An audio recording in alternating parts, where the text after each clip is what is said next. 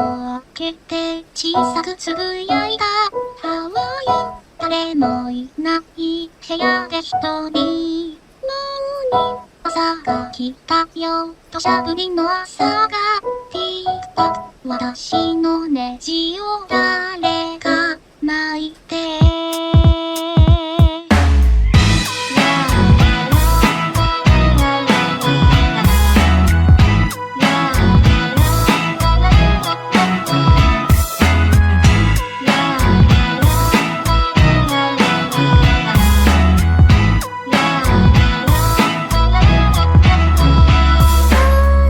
昔の2年にそんな思いがけな。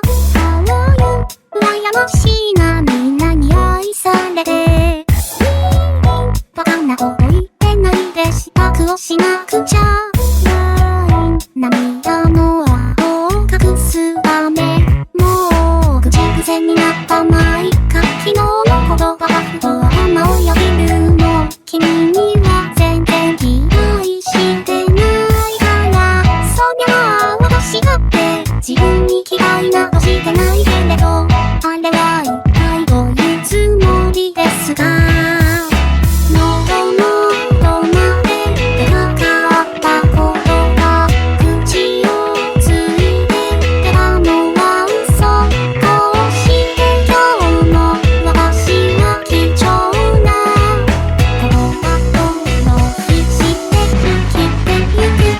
なぜ隠してしまうのですか。わがまるのが怖いのですか。誰にも会いたくないのですか。それ本当ですか。会えないという名の海に溺れて息もできない孤独な日々を少し分が聞きたくなりました。本当にやばいなあ。